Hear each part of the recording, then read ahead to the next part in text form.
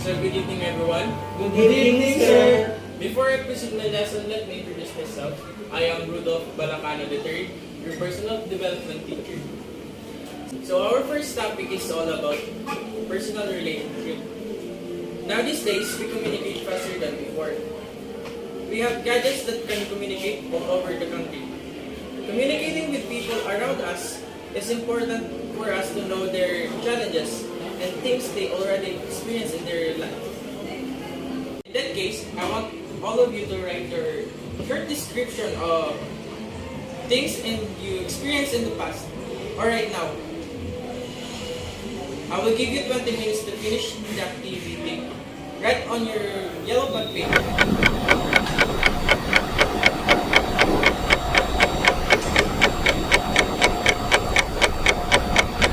Pens up.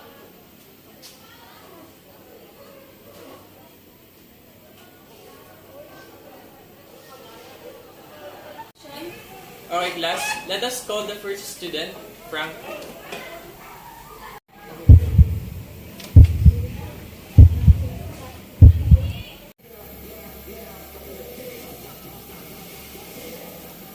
Everyone has freedom, but I don't want to express what I've been through in the past couple of days. It's hard that I'm always hiding from the light. When I step into the school, anxiety is my enemy that always affect my performance in school life through the years. Why do I always feel this kind of emotion? Why are they avoiding me? Why are they always blaming me for something that I didn't do? I didn't do anything with them, so why me? It feels like they're torturing me inside and out. These questions are always in my head, lurking, staying, and hiding in my mouth because I am afraid.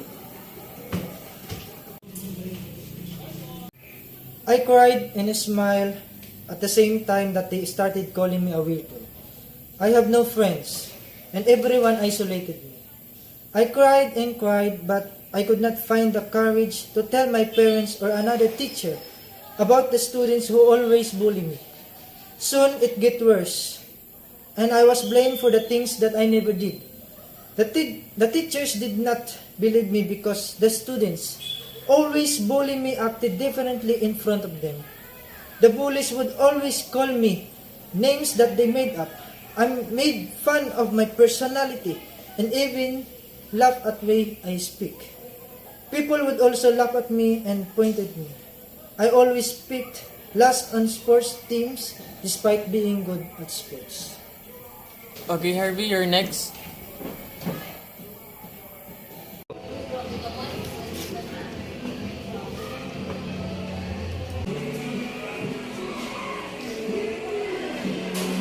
Sometimes I can help myself but to ask why I'm placed in this kind of situation. As I see people my age enjoying the taste of luxury life, having their own gadgets, own bedroom, big amount of allowance that they spend only for a week. But I can't suffice my monthly expenses. You see, life is never clear. There are always tons of questions. But then I saw the people around me and I realized that I throw some many petty complainants. Their life is much harder than mine. Their problems are bigger than mine. Complainants, it's okay.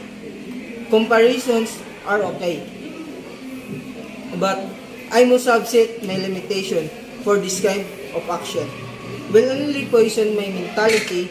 I must learn to be thankful for my situation. Accept the hardships, for I know these are only part of my process towards a prosperous life. I should never surrender, or if I will, I must surrender all my worries to God. Next, Samson.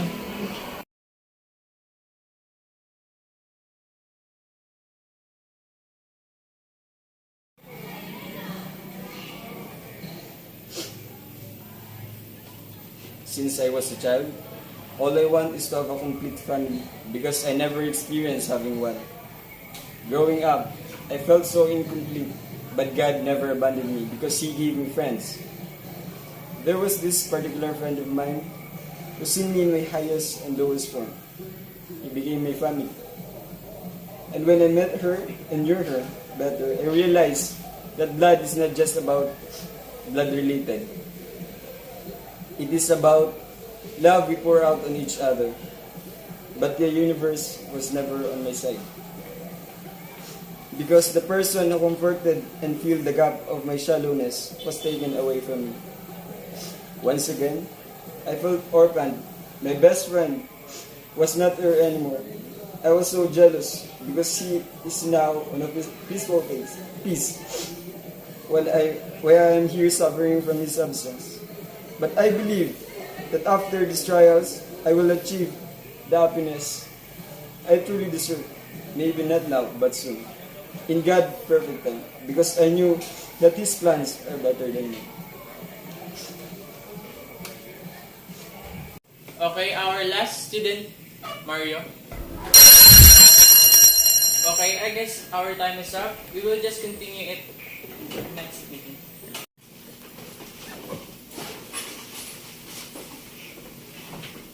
Let's go, buddy.